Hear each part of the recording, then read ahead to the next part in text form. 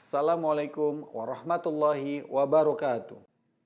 Mari kita menggunakan waktu dalam bulan Ramadan ini dengan kegiatan-kegiatan yang positif, seperti belajar memperbaiki bacaan Al-Quran.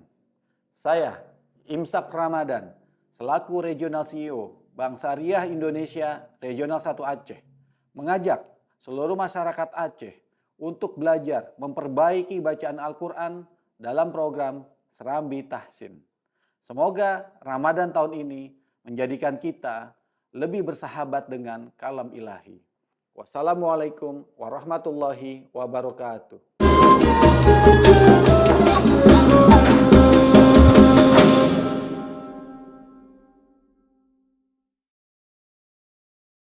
Assalamualaikum warahmatullahi wabarakatuh. Syederalun, kembali lagi dengan program perawatan kita Serambi Tahsin yang merupakan kerjasama antara Serambi dengan Ikatan Alumni Timur Tengah Aceh. InsyaAllah hari ini kita akan lanjutkan pertemuan kita Surah At-Takwir, dan hari ini mungkin akan kita selesaikan Surat At-Takwir. Hari ini kita akan baca ayat 23. Saya baca seperti biasa, kemudian akan kita jelaskan. A'udzu billahi minasy syaithanir rajim. Bismillahirrahmanirrahim. Walaqad ra'ahu bil ufuqil mubin. وَمَا هُوَ عَلَى الْغَيْبِ بِضَنِينٍ وَمَا هُوَ بِقَوْلِ شَيْطَانٍ رَجِيمٍ فَأَيْنَ تَذْهَبُونَ إِنْ هُوَ إِلَّا ذِكْرٌ لِلْعَالَمِينَ لِمَنْ شَاءَ مِنْكُمْ أَنْ يَسْتَقِيمَ وَمَا تَشَاءُونَ إِلَّا أَنْ يَشَاءَ اللَّهُ رَبُّ الْعَالَمِينَ. صدق الله العظيم. Di ayat yang saya baca tadi ada walaqad ra'ahu bil ufuqil mubin. Di sini ada walaqad. Sama juga dengan yang pernah kita jelaskan di pertemuan sebelumnya, ada qalqalah. Jadi ketika kita baca qalqalah walaqad, langsung dibaca dengan dimudahkan. Jadi jangan dibaca walaqad. Walaqad. Tapi dibaca walaqad ra'ahu. Ini seperti yang pernah kita jelaskan di pertemuan sebelumnya. Mungkin yang mau untuk mendengar lebih jelasnya bisa kembali ke pertemuan sebelumnya. وَمَا هُوَ عَلَى الْغَيْبِ بِضَنِينٍ. Di sini ada ghaibi. Jadi gha sifatnya isti'la. Jadi ditebalin. Jadi ditebalkan. Ketika kita baca gha, jangan sampai kita baca jadi gha, jangan dibaca alal ghaibi. Jadi harus dibaca tebal.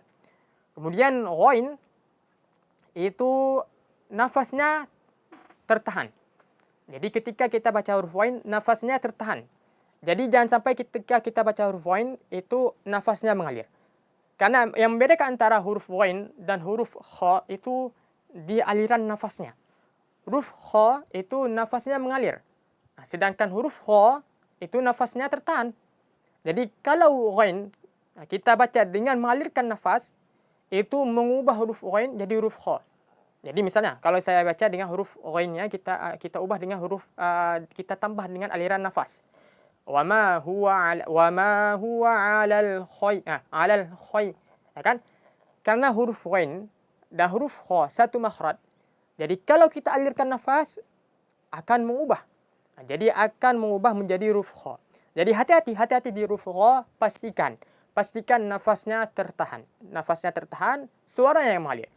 Wa ma huwa 'alal ghaibi bidhanin. وَمَا هُوَ بِقَوْلِ شَيْطَانِ الرَّجِيمِ. Okay, di sini ada huruf sya. Syai. Sya seperti yang sebelumnya kita jelaskan. Jadi mulutnya, bibirnya enggak dimoncongin. Udah ada huruf ya di depannya. Jadi hati-hati di huruf ya. Jangan dibaca syai. Jangan istilahnya jangan khayshum. Ataupun kalau kita di sini di Aceh sering kita istilahnya dengan co. Jadi dalam ilmu tajwid namanya khayshum. Jadi jangan dimasukkan ke hidung. Ataupun biasanya kalau bahasa Indonesia istilahnya ada bideng. Jadi jangan dimasukkan ke hidung. Karena huruf di bahasa Arab yang bukan cuma di bahasa Arab, mungkin secara akal, huruf bahasa Arab itu yang bisa masuk ke hidung cuma dua. Huruf nun dan huruf mim. Itu secara akal mustahil kita bisa baca huruf mim dan nun tanpa khayshum.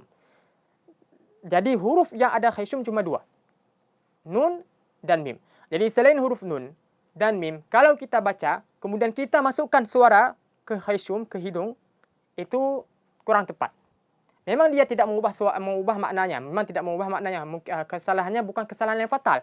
Tapi untuk bacaan kita biar lebih bagus, kita harus menghindari ini. Jadi jangan dibaca syai. Jangan syai. Tapi harus kita baca wa ma huwa biqauli syai. Jadi alirkan ke mulut. Wa ma huwa biqauli syaitanir rajim. Fa aina tadhhabun. Okey, di sini ada huruf zal.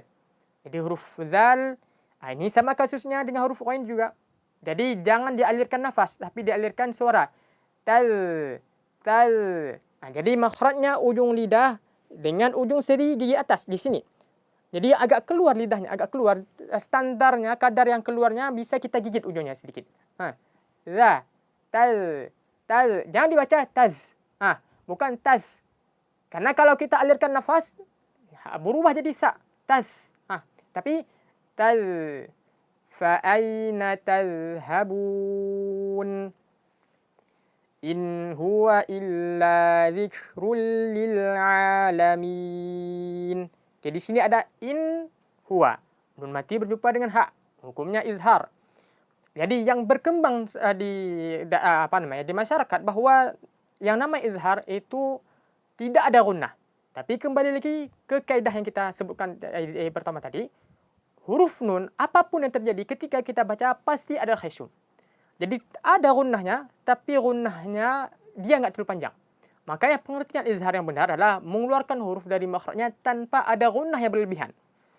Jadi kita tahan dulu. Jadi ketika kita baca tahan, selesaikan dulu nunnya, baru dibaca huruf depannya. In huwa, inhu. Jangan dibaca inhu. Jadi kalau nunnya belum kita selesaikan sifatnya, dia menyebabkan nunnya berubah menjadi qalqalah. Sedangkan nun dia tidak ada sifat qalqalah. Jadi jangan baca in huwa. Enggak. In huwa illa dzikrul lil alamin. Liman syaa'a minkum an yastaqim. Oke, di sini mungkin bisa kita tilawatkan karena di depannya ada yang kasus yang sama dengan ayat setelahnya. Wa ma tasyauna illa an yasha'allahu rabbul alamin. Oke, di ayat sebelumnya ada ay yastaqim dengan ay, di ayat setelahnya ada illa ayya. Jadi nun mati berjumpa dengan ya. Hukumnya ada idgham bi gunnah. Jadi idgham bi gunnah. Jadi pastikan ketika kita baca nun mati berjumpa dengan ya, masukkan suara ke hidung, ke khayshum, kemudian dipanjangkan. Kadar panjangnya sama dengan kita baca anna, nun mati yang bertasydid. Jadi anna sama panjangnya dengan ayyasha. Jadi masukkan khayshum, jangan baca ay. Ya, harus masuk ke khayshum. Ay. Karena idgham bi gunnah. Jadi وَمَا تَشَاءُونَ إِلَّا أَن يَشَاءَ اللَّهُ رَبُّ الْعَالَمِينَ. Sadaqallahul azim. Mungkin cuma ini yang bisa kita ulik untuk pertemuan hari ini. Mungkin di pertemuan selanjutnya insyaallah akan kita lanjutkan. Sekian, assalamualaikum warahmatullahi wabarakatuh.